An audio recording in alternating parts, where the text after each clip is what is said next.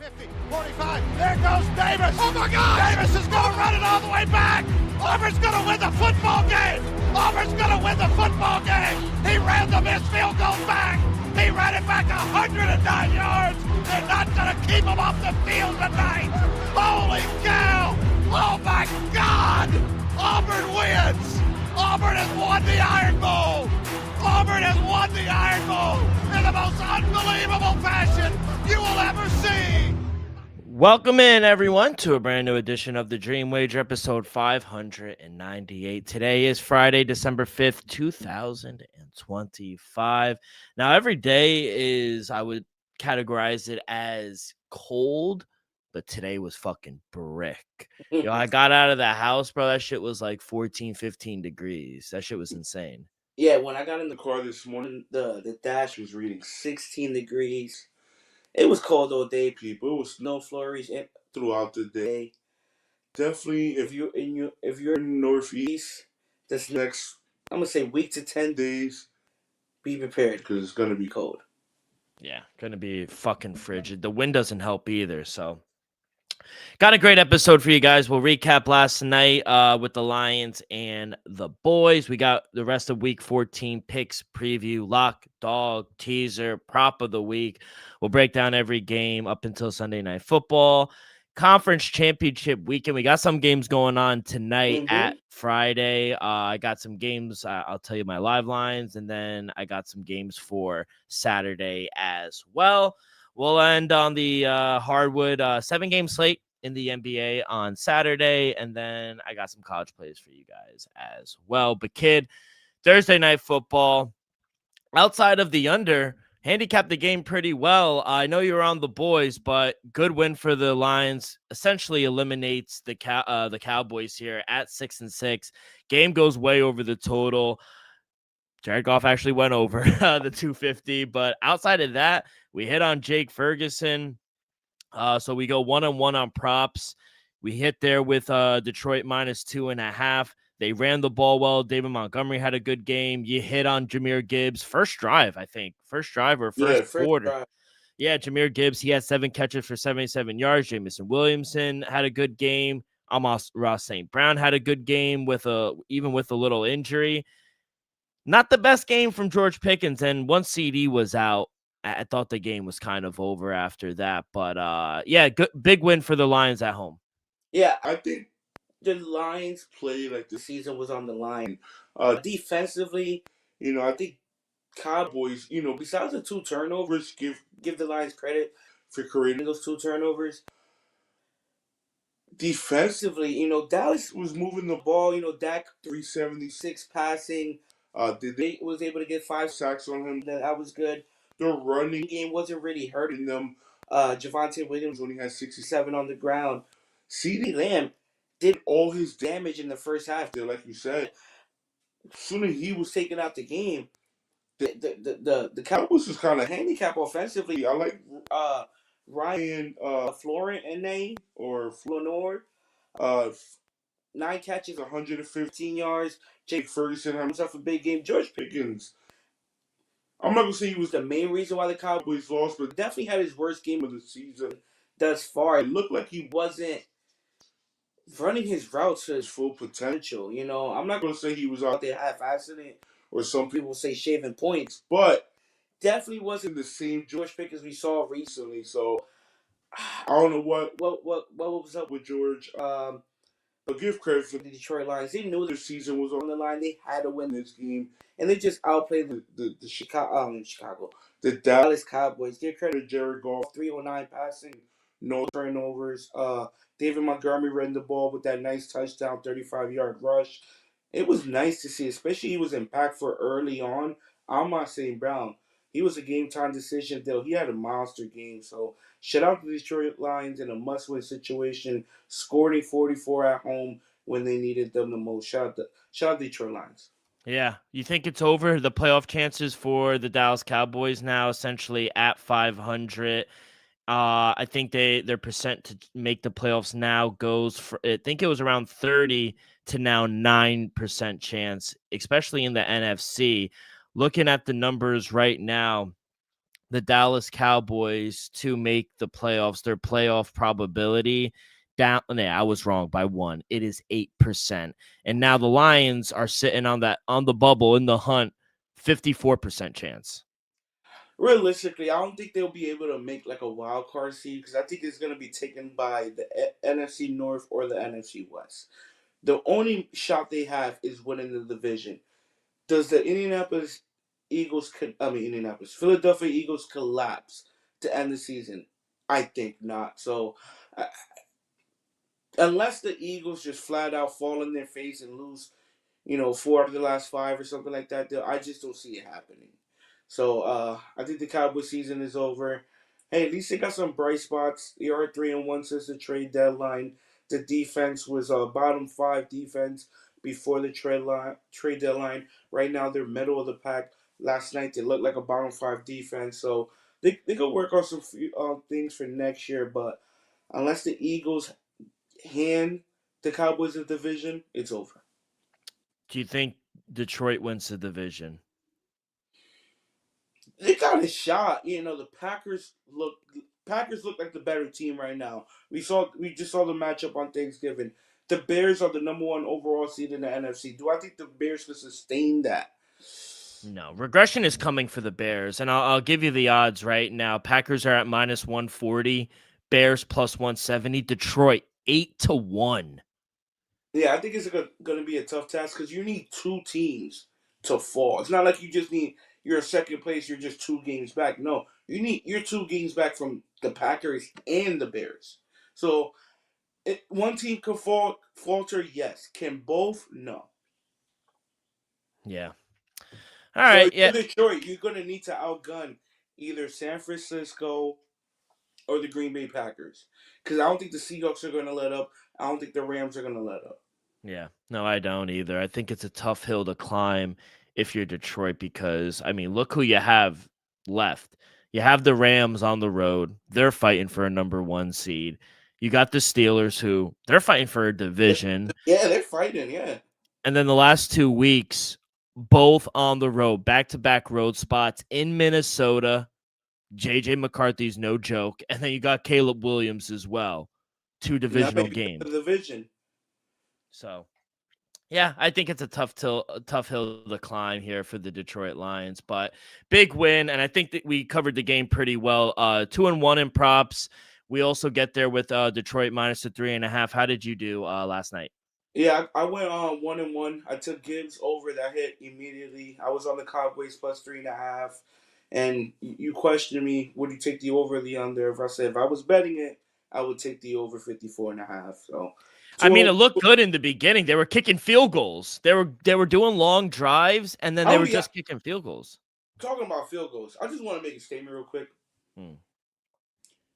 Maybe by the end of his career, it might be like that. But Brandon Aubrey is the greatest kicker I have ever seen. No, he's not. There's no doubt Justin about Tucker. it. Brandon Aubrey is the greatest kicker in my lifetime. And he's not better than Justin Tucker. Yes, he is. He's not more accurate. The numbers say it. He might like have a bigger leg, yeah, but he's not more accurate. Justin Tucker did it for 10 years straight. Brandon Aubrey's done it for what, 4 or 5? When it's all said and done, all I'm saying is I never saw a kicker more accurate from 55 plus than Brandon Aubrey. The man went 5 for 5 last night, averaged 58 yards per kick. I'll say this as fantasy purposes. You know how many points he has this season? I know he had 23 last night because I got him in one league. So he had 23 last night. I'm going to say for the season, $164. Wow, 163. He has 163 more fantasy points than Justin Jefferson, Saquon Barkley. Yes, more. Alshon Gentry, Drake London. He would currently rank QB 22, running back 12, wide receiver 7, and tight end 2 in fantasy football. Tight end 2 is crazy. He hit from 63, 57, 55, 43, and 29, and he was 1 for 1 in point afters. Dude, he's great. No, I don't doubt that at all. I think he's the best kicker in the league. I think it's a little early to say he's the best we've ever seen. We saw the most accurate No, kicker of all time. that's the thing. I ain't say we. You. He's the greatest kicker I have ever seen. Even in 4 years, he's better than Justin Tucker, what you've seen. Yes. Wow. That's crazy. That's a take. I appreciate it. All right, let's get into this week 14 slate. But before we do that, we'll take a quick break and we'll talk about Viva Tequila Seltzer, the most refreshing hard seltzer on the market, hands down. Is no wonder why Viva was voted #1 hard seltzer in the world by San Francisco World Spirit Competition. With only 88 calories, 0 carbs, 0 sugar, and a light 4.5 ABV. Viva is the perfect drink for your post-game celebration, as it was created with that active lifestyle in mind. We flavor tequila seltzer because flavor is the spice of life, and we like our drinks with just a kick, just like how we like our lives, whether it's Huckleberry playing around a golf with the boys or an elderberry watching Ohio State win a Big Ten championship. It doesn't matter. Our favorites pair perfectly with that artisanal Blanco tequila for that subtle and refreshing drink. Our belief here at the Dream Wager and at Viva is to live long, live well, and live it up. Kid, it's already week 14. Time is fucking flying by, unfortunately. It's But sad. yeah, it's sad. We don't have too many. And we talk about in the offseason, like, yeah, we got the World Cup coming up and baseball, and we'll have playoffs for basketball, we'll have March Madness, the Masters. But it's just nothing like the NFL. And I feel like the offseason's so long and the season goes by so quickly. So enjoy it. I'll say that. Enjoy it while you can. We will start in the beautiful East Rutherford Meadowlands, where the New York Jets are hosting the Miami Dolphins. Dolphins laying 3, huh? -154 plus 130 for the Jets. Total is 41.5. This is one of the easiest games on the board, in my opinion, Elvis. Simple. This is a temperature game. Tua 0-8 when playing outside, 45 degrees or lower. It's that simple. We're taking the Jets +3. Great teaser leg. We're taking the Jets outright +130 as a dog. I am never going to bet the Dolphins in the cold as a road favorite. I don't care who it's against. It could be the Titans. I am not doing it in the cold. And Tyrod Taylor is a dog. He keeps us competitive. We were in the Ravens game. We won last week. He's 37-21-4 ATS. Last 8 starts, 7-0-1 ATS. Defense isn't terrible either. After losing Sauce and Quinnen Williams, the numbers haven't dropped off all that much. Give me the Jets. The Jets are winning this game. Dale, I think we're the perfect people to at least try to break down this game because we're living 15 minutes from MetLife Stadium. People, when we tell you it's cold, it's cold. And mind you, not for nothing, it won't be as cold on Sunday than it is right now. But if you live in Miami, you're gonna feel it. Don't matter. That cold is gonna hit you something crazy. Dale, you broke it down perfectly. Tua and this Miami team don't like playing in the cold. For some reason, they don't. And people, it's gonna be cold. It might be rainy. It's gonna be windy. Advantage Jets. Give me the +3 with the New York Jets. I want to say it was an easy pick, though, but I think it's the right pick. Give me the New York Jets +3. All right. Let's go to the team I despise, the Atlanta Falcons, hosting the Seattle Seahawks. Seahawks laying 6.5 here on the road, -340 on the money line, +275 for the Falcons. Total is 44.5. I've been out on this Falcons team for the last few weeks now, Ian. I've been out on them since they did me dirty on my lock, and they just lost to the Jets.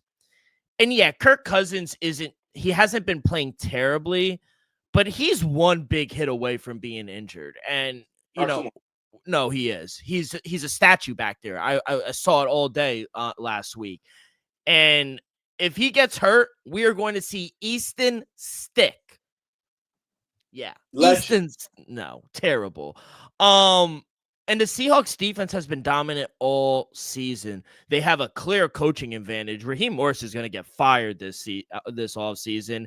Mm-hmm. And one thing I can't stand about Atlanta is they just don't make halftime adjustments, which goes back to my coaching statistic. Mike McDonald in Seattle are one of the best teams making adjustments in the league. They're dominant on the road.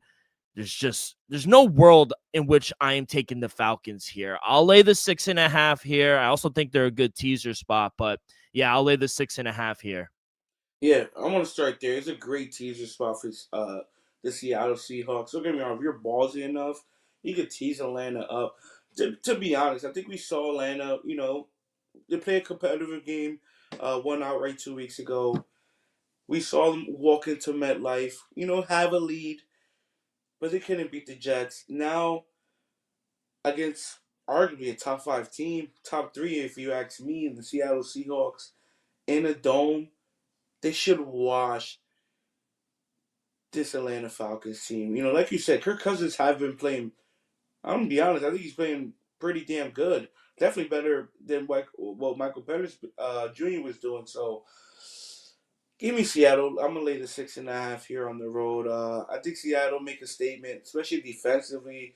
I think they'll be able to get after the quarterback. I think they'll be able to cause a turnover or two, not for nothing. If Drake London, I'm not sure if he's back yet. No, he's not. It, exactly. So if they just able to, zone in and try to maintain Bijan Robinson, I think that's going to be a struggle. If they're able to somehow maintain Bijan, who else is going to step up? Is it going to be Kyle Pitts? Is it going to be Mooney?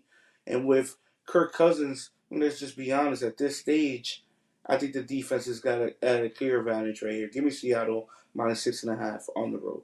That's all Mike McDonald has to do is just hone in on Bijan Robinson. Yeah, That's it. I was you just put a spy on him, rush 4. Yeah, I'll that's all be he honest. has to do. Yeah.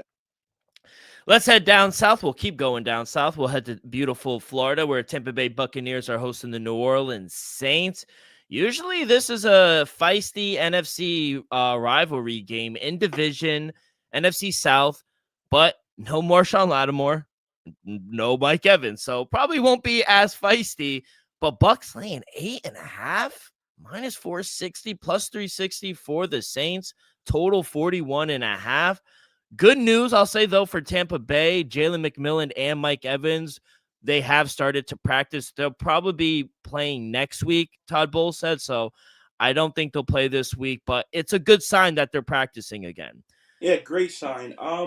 History tells you if you've been a fan of the NFC South. I know not so many people out there are, but history will tell you the Saints should cover this matchup. Though Saints in recent years, I understand Brady owned them for a couple seasons, Baker as well, but the Saints always play the Bucks well. This is their matchup. This is their Raiders Broncos game. Give me the plus 8.5 with the New Orleans Saints. Don't get me wrong, I don't love the bet at all. I don't love it. But I think they'll be able to keep it close. Don't get me wrong, Tampa, they are reeling. They just won their first game last week, lost the 3 previous. I think the Saints be able to make it close in a hard fought divisional battle. Tampa's still not 100%, so I don't expect the offense to be firing in all cylinders. It was nice to see Bucky Irvin back last week, but it's not the same old Bucky Irvin. I think it's gonna take a couple weeks to get his rhythm under his legs. So I think the Saints lose by a touchdown. Give me the plus 8.5. Yeah, I know the Saints are trash, but this is a big number to lay with Tampa Bay in this spot, in my opinion. The defense has fallen off a little bit for Tampa, and the Saints have been feisty, All versus year. Tampa. Yeah, all year. So, it's a rivalry game. I just don't know if Tampa Bay could win by 10. We saw the Saints backdoor cover last week against Miami. Maybe that says a little more about Miami. I just don't trust Tampa Bay's offense. They struggled to score 20 points last week against the Cardinals, they suck. So I have a hard time believing that they're gonna cover double digits here against the Saints. I think they could stay in the game. So I agree. I'm on the Saints plus 8.5 here. Oh, let's go to Minnesota. JJ. Minnesota. Washington Redskins on the road taking on Minnesota Vikings. Redskins laying 1.5 here. The return of Jaden Daniels -122 on the money line, +104 for the Vikings. Total is 43.5. The soft benching is done. My boy JJ is back. Defense played well last week against Seattle, I thought. Yeah, they got blown out, but they kept JSN in check. They really didn't allow Sam Darnold to do anything. It was the defense that put up the points, honestly. Mm-hmm. I question, we talked about it, I think it was last episode, why rush Jaden Daniels back? I don't know. I thought Mariota was going to play. I didn't think they needed to rush Jaden Daniels back. He will play. And, this is a tired Washington team who, they're not good against the blitz. And I feel like Brian Flores and that defense is going to get after Jaden Daniels here. JJ is healthy. Everyone thinks he sucks. I don't. I think Minnesota is the play at home, tough environment to go into and win. Give me Minnesota here on the money line, +104. Yo, I took to the Commanders as a dog before Jaden Daniels was confirmed the starter. Now with Jaden Daniels, give me the Washington Commanders -1.5 on the road. We just saw the Commanders play the the Denver Broncos, the 10-2 Denver Broncos till overtime. Dale Marcus Mariota had himself a pretty good game. He was able to move the ball on that defense. We saw Terry McLaurin have his best game of the season. Debo Samuel had himself a good game. Zach Ertz looked like Vincent Zach Ertz. The running game was somewhat decent. Don't get me wrong, Minnesota defense is for real. Brian Flores knows what he's doing over there. But when has the Vikings offense showed they could keep up with Jaden Daniels, somebody like Jaden Daniels? Don't get me wrong, if the defense is able to create a couple turnovers and put JJ in great field position, I think the Minnesota Vikings will be able to score some points. But I just don't see the Vikings able to outgun. I don't even think they would be able to outgun Marcus Mariota. Now you bring Jaden Daniels into the mix. I just don't see it. Give me the Washington Commanders here on the road. All right. Let's head back down to South, and we'll take on the Jacksonville Jaguars, hosting the Indianapolis Colts. Colts laying 1.5 here on the road, -124 on the money line, +104 for the Jaguars. Total is 46.5. The Colts haven't won in Jacksonville. Do you know when? Since when? What year? If you ask me, it's been a while. I'm going to say not that long. I'm going to say 2018. 2013. Wow. And not to mention, the Colts have regressed this last month. I just don't understand why the Colts are favored in this game. They shouldn't be. They're not the better team. The Jags are. Daniel Jones still has that broken fibula. Last 15 games straight up, what is the Jags' record versus the Colts? Last 15 straight up. Well, if they haven't won in Jacksonville in 12 years, last 13 games, I'm going to say. Last 15 games. 15 games. I'm going to say 9-6. 14-1 straight up at home versus the Colts in the last 15. Or at home. Yeah. I thought you just said just right. My fault. Yeah. Well, like I said, they haven't won in Jacksonville since 2013. No way am I betting on the Colts. This team is regressed, and they're without their best corner in Sauce Gardner, and yet somehow they're favored on the road. The market is wrong. I don't care. I'm back in Jacksonville, 14-1 straight up in the last 15 games. Give me the Jags outright +104. I like a lot of dogs this week, kid. Dill, it's hard to disagree with what you just said, but I think the Indianapolis Colts are playing for this season. Like you said, they're spiraling right now. Daniel Jones in the offense hasn't been looking the same. The defense has been a little shaky. If there's a game to get you right back into your playoff stride, into possibly capturing the AFC South, it's this game in Jacksonville, though. Like you said, haven't won there in 12 plus seasons. This Sunday is the day. I think the Indianapolis Colts, don't get me wrong, they shouldn't be the favorite. Yeah. I agree with that 100%. They do not deserve to be the favorite. but I think the Vegas are telling you a reason why they should be. I think they're due for a win, and I think they know their season hangs in the balance in this game. If they're able to go into Jacksonville and pull this victory off, I think that's their best way to win the division. They have to wake up. Why not against a divisional foe where you haven't won in 12 plus seasons? Give me the Colts on the money line minus 124. All right, let's head to the bank. The Baltimore Ravens hosting the Pittsburgh Steelers. Ravens laying 5.5 here at home, minus 280 on the money line, plus 230 for the Steelers. Total 43.5. There used to be a time where I was excited for this rivalry game. Come on. But man, this matchup stinks this year. Ravens are underwhelming. Steelers stink. They can't stop the run. Their offense and Rodgers both playing like shit. Lamar's not good either this year. He's playing hurt. I know John Harbaugh keeps coming out and saying he's not hurt. Kid, I know I'm blind, but I'm not that blind. I watched him live. He's hurt. And to be honest, I feel like I keep getting stuck taking Mike Tomlin in an underdog spot this season, and they just haven't been profitable. Yes, historically they have been, but this year they haven't been, and I keep getting fucked. Ravens, they're coming off extended rest.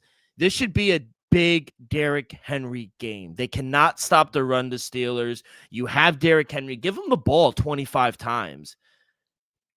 It's disgusting, and I think you're going to lean the other way, but I'm going to lay the points here with the Ravens at home. I wouldn't say it's disgusting. I would just say it's a hard bet to place. I know. That's all. Who are the Ravens to lay 5.5? I think you just explained it perfectly. The only thing that was missing was who the hell are the Ravens to lay 5.5? Don't get me wrong. The Pittsburgh Steelers recently haven't been a pretty sight. Baltimore Ravens either. Though we're watching two hurt quarterbacks play one another this Sunday, but it's a legendary rivalry at the bank. If there's a time for Mike Tomlin to step up there, what we've been hearing all week, the late great James Harrison talking about he wasn't a great coach. Great coaches uplift players, and right now we're not seeing players get uplifted. Now playing to their full potential. That's James Harrison saying that. You got Big Ben talking about, I never thought Mike Tomlin was a great coach. Now they're talking about his job. Still, this is a statement game right here. If the Pittsburgh Steelers able to win this game, they have a shot to win the division. The Ravens deserve to be the favorites to win the division, Dylan. They're playing better. They have an easier schedule. But if there's a win to set you up for the playoffs, it's this win, Dylan. It's this win. Give me the plus 5.5 with the Pittsburgh Steelers. I think Mike Tomlin, maybe not his coaching career, but I think his coaching career in Pittsburgh is on the line tomorrow. If he gets blown out, or the team just doesn't show up, he's gone. And don't fight in Baltimore. Definitely the last season we see of Mike Tomlin. Give me the 5.5 with the Pittsburgh Steelers. So he's coaching for his job. I want to see he's coaching. Is this the first year they finish under 500? If they lose this game, yeah. It might be because they have a tough schedule. Yeah. All right. Let's see. We'll see how it all plays out at the bank, 1 o'clock. Let's go another AFC North team, the Cleveland Browns, hosting the Tennessee Titans. Man, this game's ugly, too. Browns laying 3.5 here at home, minus 205 on the money line. Titans, plus 172 total. Total's a preseason total, 33.5. Little rivalry game here, kid. It's been known since coming out into the draft, Cam Ward does not like Shedeur Sanders, and vice versa. They were talking shit against each other during camp and just like warming up. Both teams are bad. Let's just call it what it is. But the Browns defense is the best unit on the field. Don't get it twisted. And they have a guy named Myles Garrett. You ever hear of him? He's pretty damn good. He's hunting down an NFL record. I'm not sure. I think he might wear a gold jacket one day. I don't know. I could be wrong, but he's pretty damn good at football. I can't take the Titans though. And I know, like, who are the Browns? Like, you're gonna lay 3.5 points. I'm not laying 3.5 with Shador.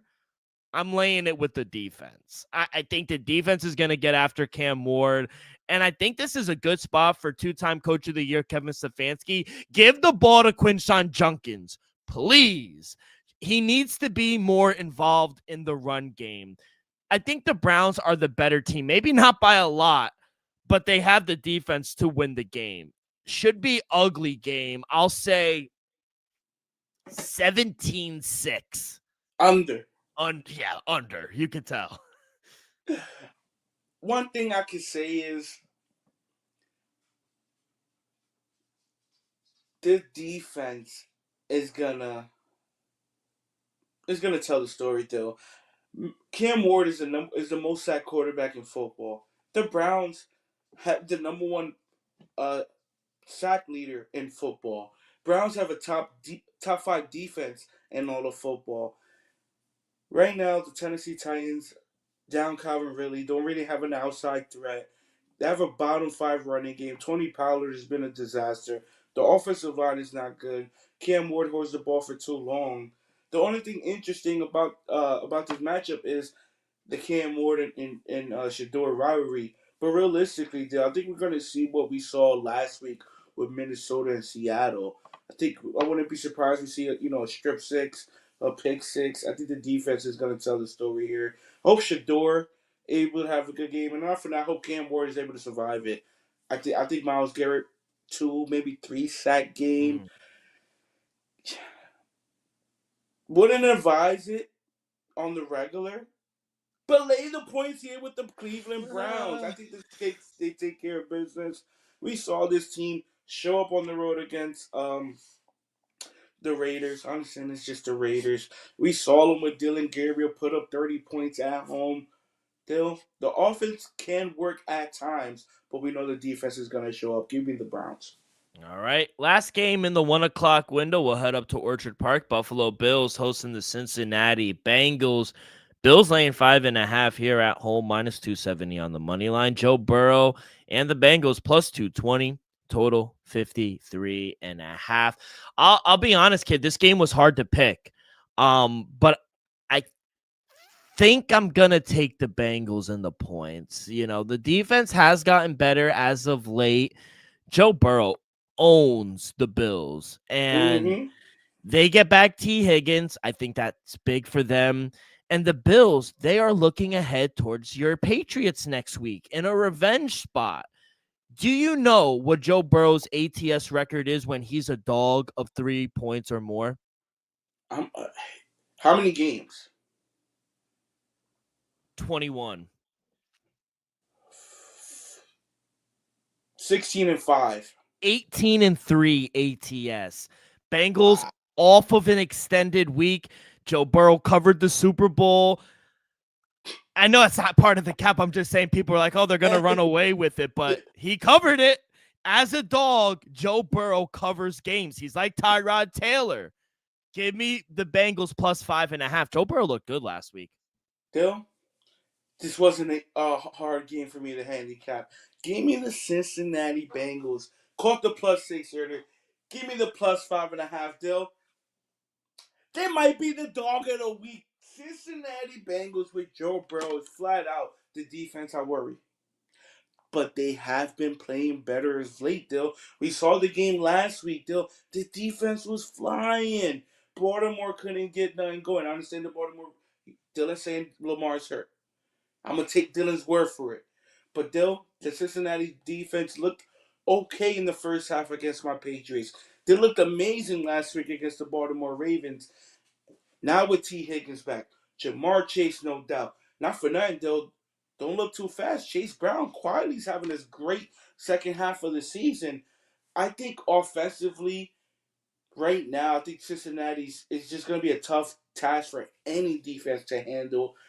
Buffalo, like you said, they might be looking ahead, but I think they're going to take Cincinnati seriously.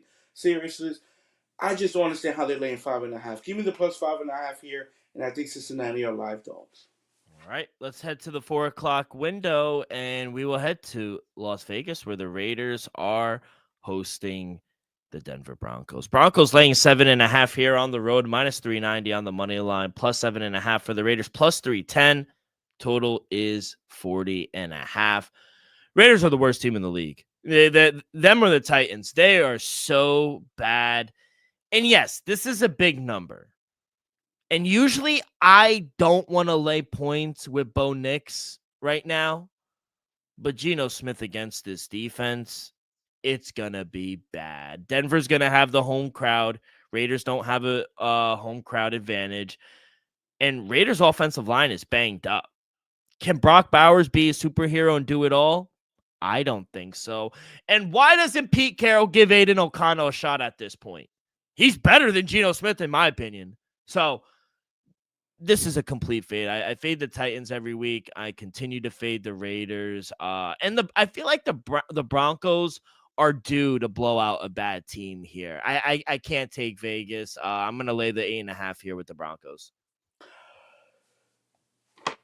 To be honest, it's hard to disagree with anything you just said. The Denver Broncos are clearly the much better team. Usually when you say that, you disagree.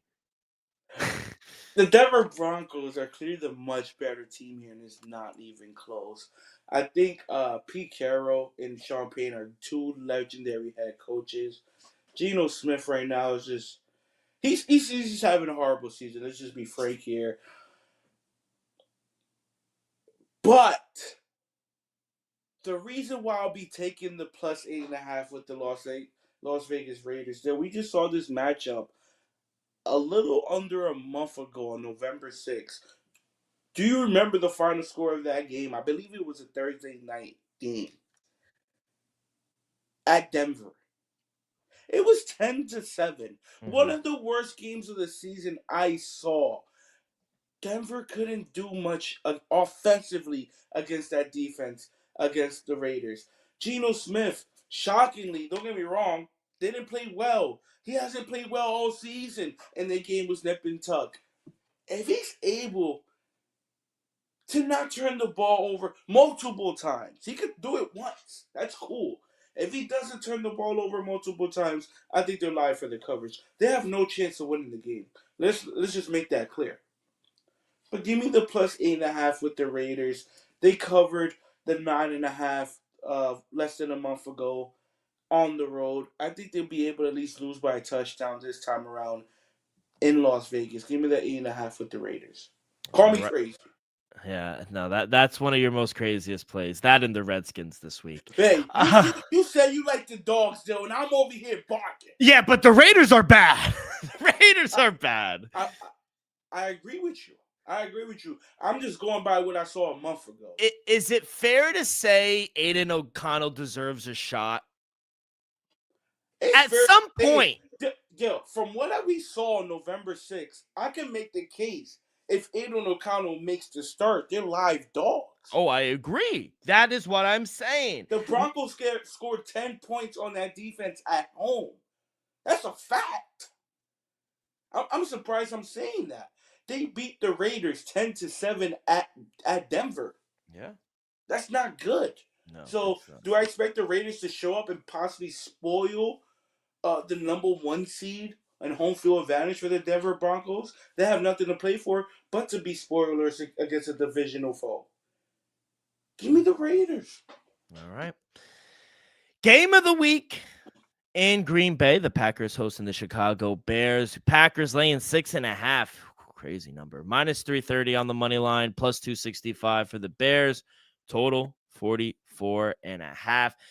It seems like the Packers have had the Bears number this season. You know, they look great in both of the games versus Detroit, but it also feels like this game means more to the Bears. You know, I think it should be like a playoff kind of game, like the environment and everything.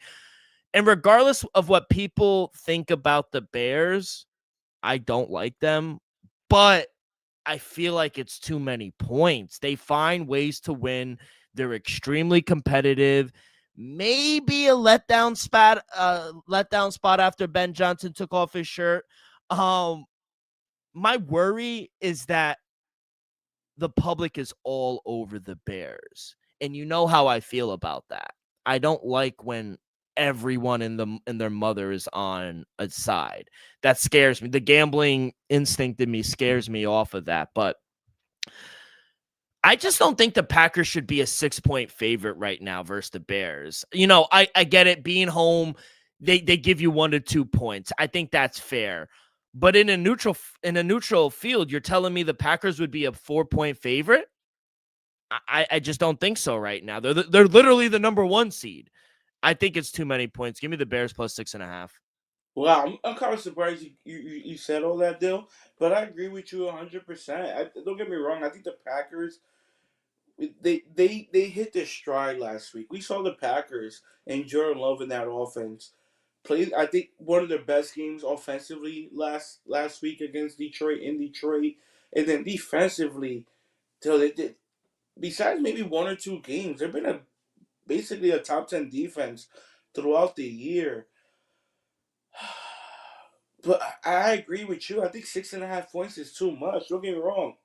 The Packers are a very good team. But so are the Bears. The Bears are a good team. I think it's a great teaser spot as well to get them to plus 12.5. What? So I'm going to be surprised if Green Bay wins this game, and I think they'll be tied for the. Well, I don't know because they got the tie, but they'll have a good shot to win the division if they're able to win this game. But I think it's too many points. Give me the plus 6.5. Also think it's a great teaser spot as well. Real quick, what did George Pickens say to Richard Sherman? Did you see that?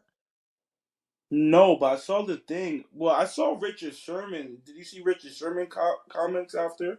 No, what did he say?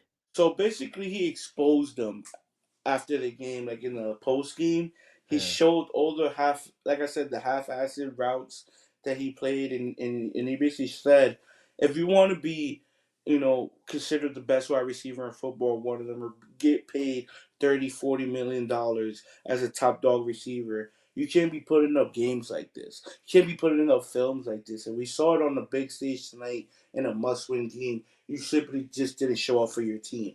You wasn't running full-hearted, all-out routes. You wasn't giving it your all tonight. We saw that on film on the Thursday night stage. That's what basically Richard Sherman said. And I'm gonna be honest. It's If you're facts. say what you want about Richard Sherman, I think he's most likely going to be a Hall of Famer. He might Yeah. be a Hall of Famer. He's a Super Bowl winning cornerback. He's been there and done that. He's been to multiple Super Bowls. I think he's been to 3 because remember, he lost to the one, he was there for the 49ers. Yeah. So, Richard Sherman, he's been there and done that.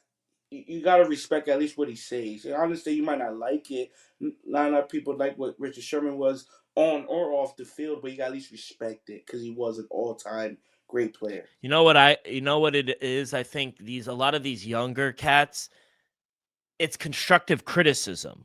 And if you can't handle that, people go to Twitter and they talk, or Instagram, whatever. Not for that. I also think it's emotion because, George Pickens, like I said earlier, I think he had one, if not the worst game of the season. Multiple drops. The interception came on his behalf. I think he only had 37 yards. It came down on your shoulders, and if you can't at least handle that, when you was getting praise, I've been praising you.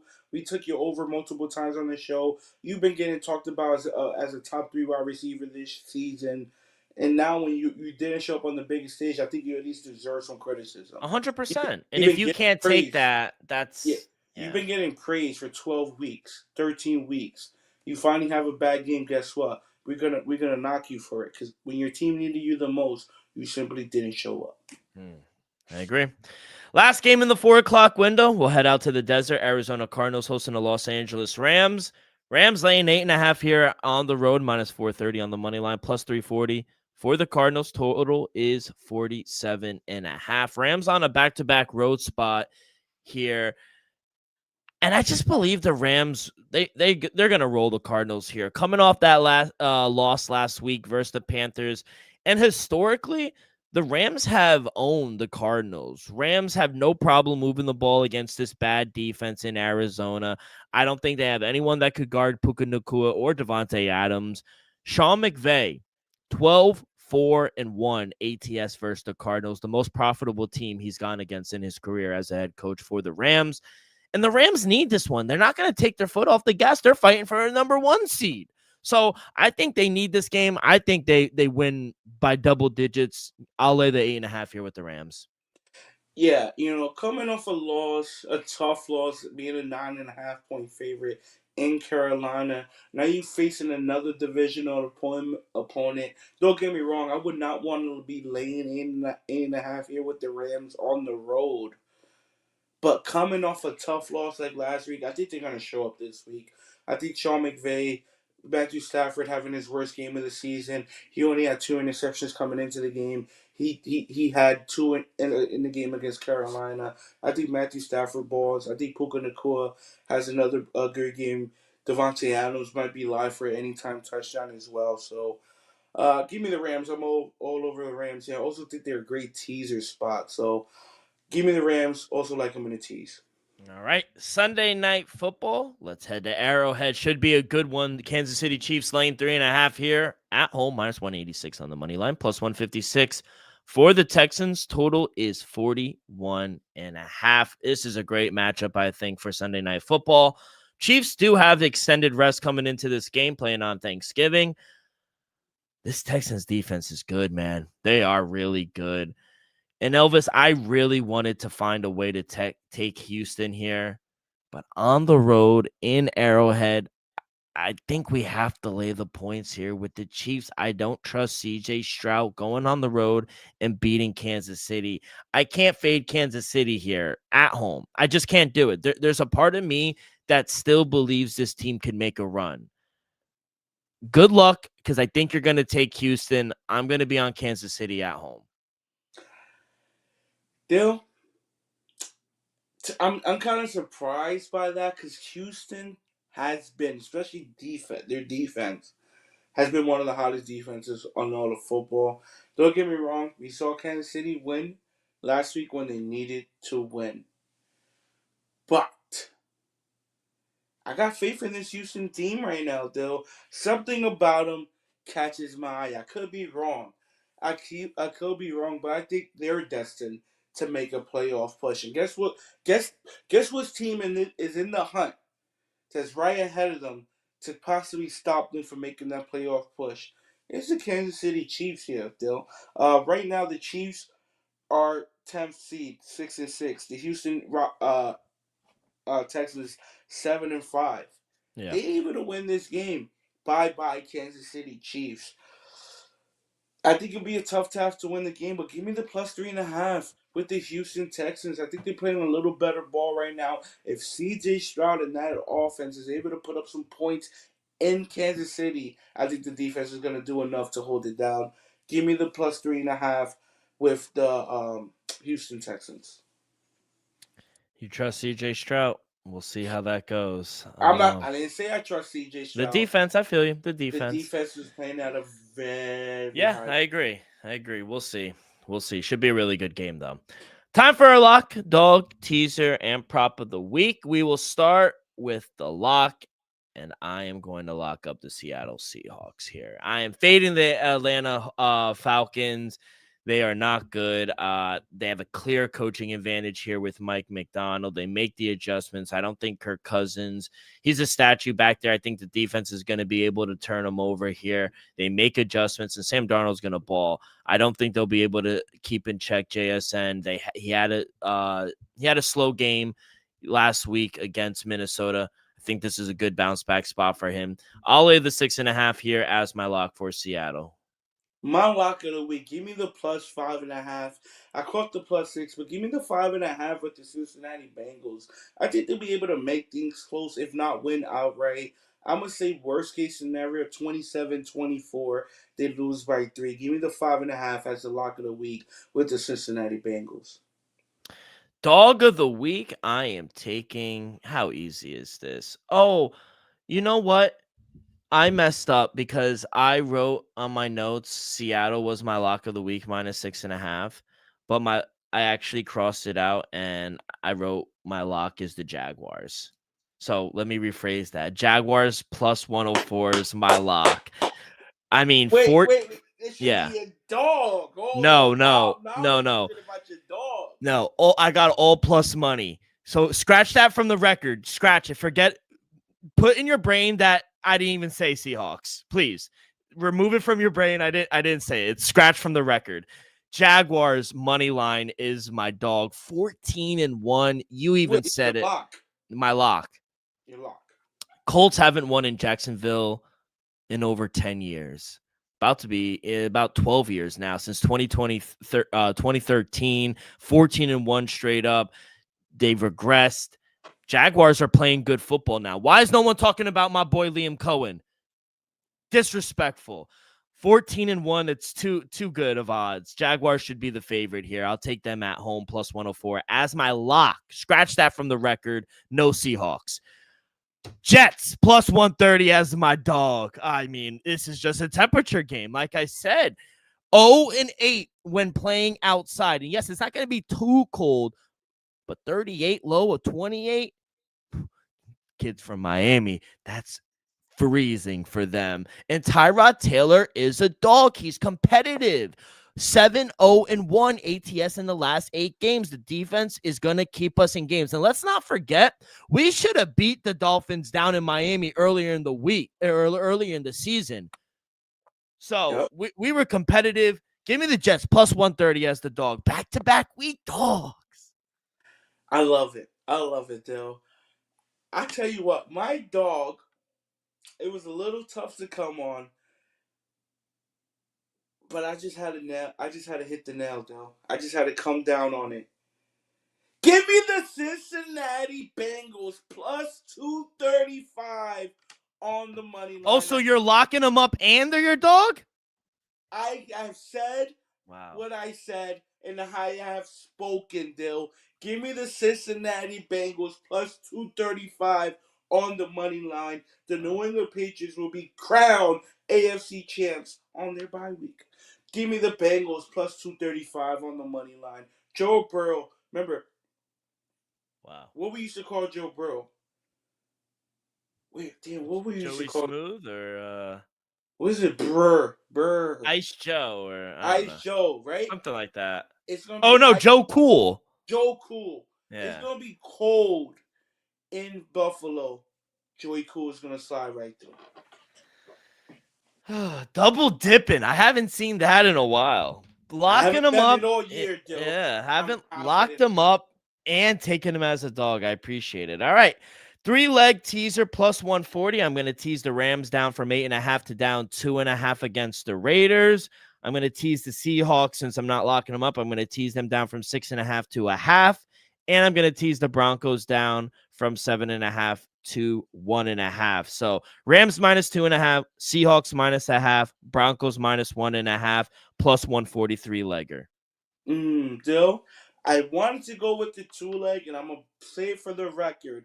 Your boy went 2-0 last week with 2-leg, 2-way 6-point teasers, right? Right.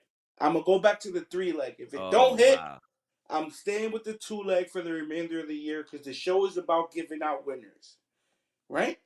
So, for the record, I'm just saying that. 3-way, 6-point, plus 140. Give me Seattle. We're going to have similar teasers, though. Give me Seattle to -1. They should take care of business against Atlanta. Give me the Rams to -2 against the Arizona Cardinals in a bounce-back win. Give me the Bears to plus 12.5. They might lose. They might not cover. They're not going to lose by double digits. What? They're not losing by double digits. Give me the Bears to 12.5. Give me the Rams to -1.5. And give me the Seahawks to -1. That's my 6-point 3-leg teaser at plus 140. I love it, kid. All right. Time for our prop of the week, and it is brought to you by Props.Cash, the best way to research all your player props. Elvis and I have been using Props.Cash for 2 years now.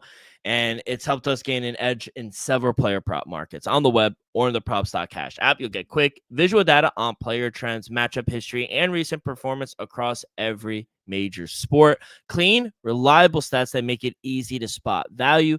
Plans start at just $19.99 a month, and right now you can get 25% off your first month with code DREAM25. That is DREAM25. So download the app, not now, but right now.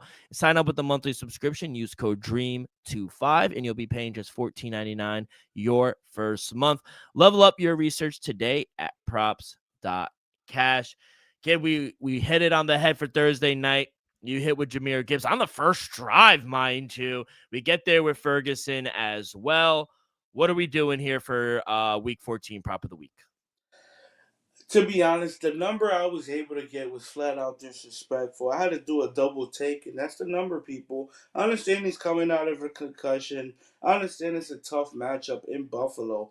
But give me T. Higgins over 55.5 receiving yards on -115. I think T. Higgins is live to have for 80 plus and maybe a tutty.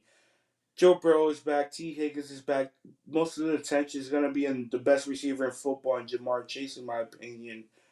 T. Higgins quietly going to have a big game in his return back. Long layoff as well. Give me T. Higgins over 55.5 at -115. Going back to the well with this one now, he was in check last week with only 23 receiving yards for Seattle with Jackson Smith and Jigba. And it's dropped. It went from 96 to 91.5 his receiving yards. I'm not going to go with that. I like the receptions. It is at 6.5 here. He's averaging around 6. I'm going to take his longest reception, though. Over 28.5 receiving yards. Going to go back to reliable here. Think this is a good matchup here, and I just don't expect Atlanta's defense to keep him in check here.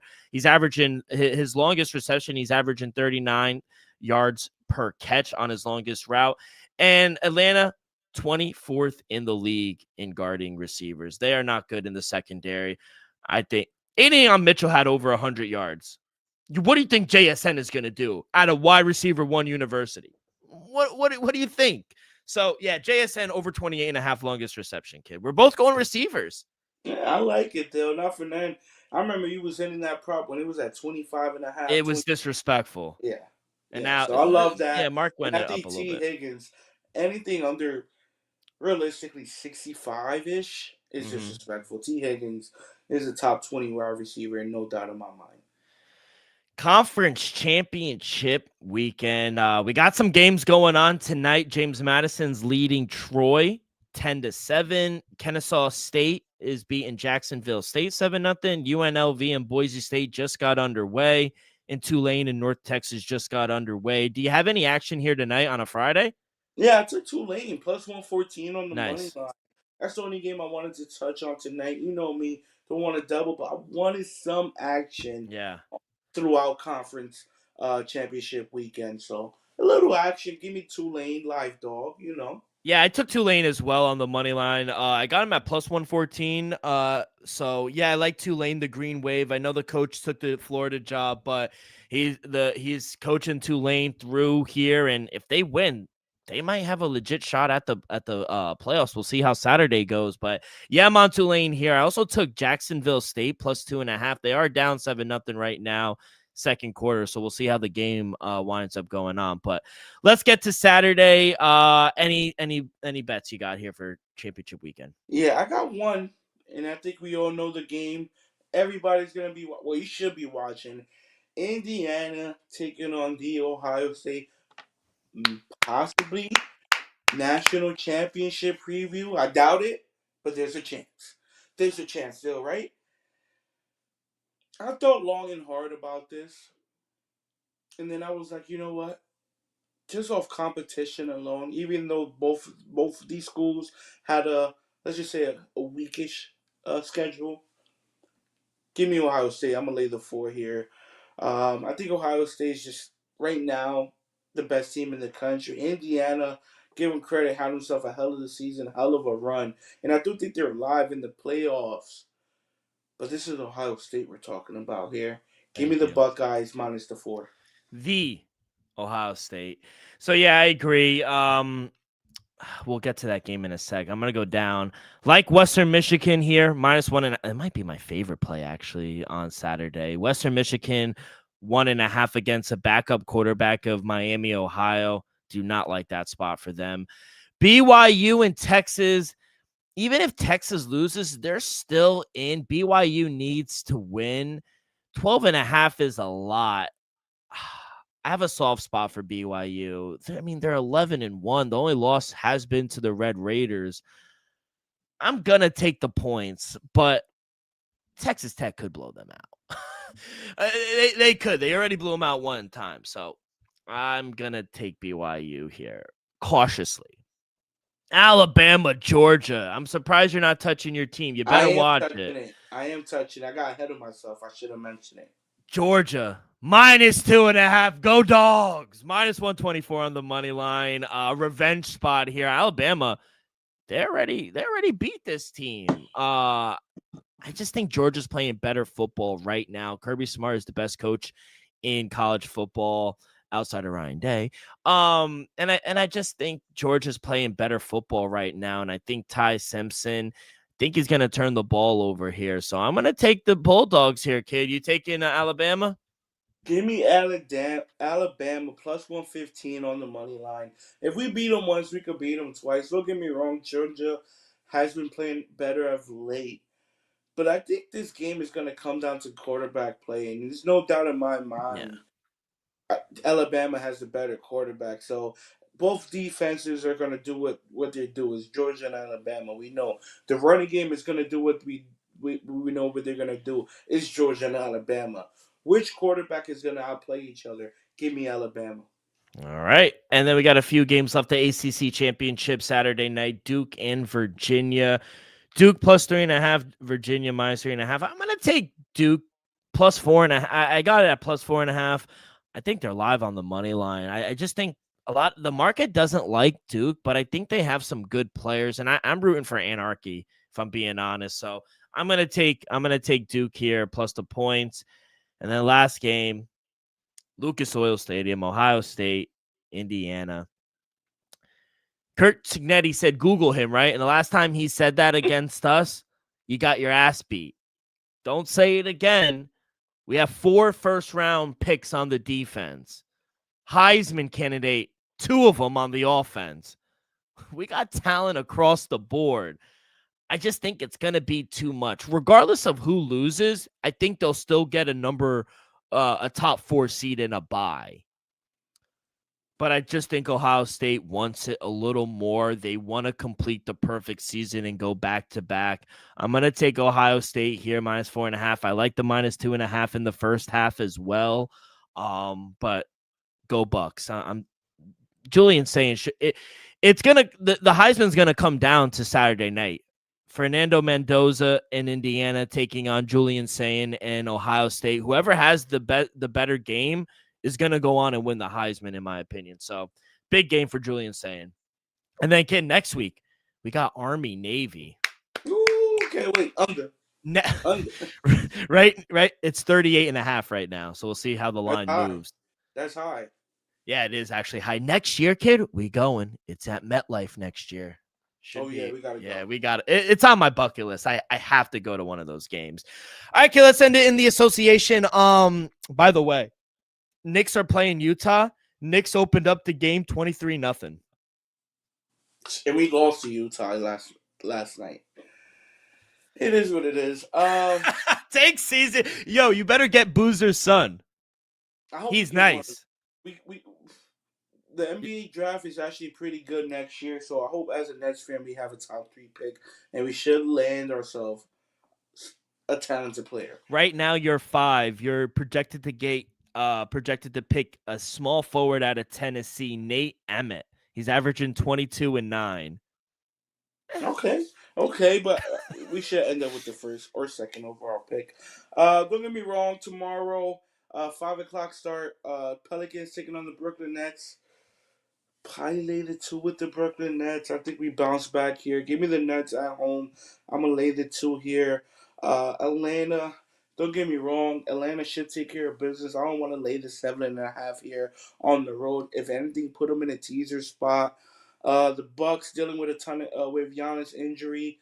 Detroit best team, one of the best teams in basketball. I'm gonna lay that 8.5 here with Detroit, and then the last game I'm gonna touch. The Clippers are playing tonight. Tough spot tomorrow, back to back in Minnesota. I'm gonna lay the 7.5 with the Timberwolves there, and after that, I'll lean the -6.5 with the Houston Rockets on the road versus the Dallas Mavericks. Kid, last pay-per-view of UFC this year. You're gonna watch it this weekend. It's gonna be a loaded Saturday tomorrow. I'm not gonna lie, Dill. Last pay-per-view. If I'm able to stay up after Yeah. the Ohio State game. By the way, next year on the new Paramount deal, instead of 10 o'clock main card start, they're starting at 9 p.m. moving forward. Good. Yeah. Good. That's I better. like it. They Yeah. know. Yeah. 10 o'clock too late. Listening to the fans. 1:30 for a fight? Come on now. Yeah. No, I know. But all right, kid, we working on the car tomorrow. I'm not gonna hold you, no. Yeah. It's cold. It's cold, Joe. It's cold. I gotta do a few things. Got a few things planned, but other than that, hopefully next weekend we can work on the car. All right. Well, enjoy the games, everyone. Good luck on all your bets, and we'll see you guys on Sunday. We'll break down Monday Night Football between the Chargers and the Eagles. Peace.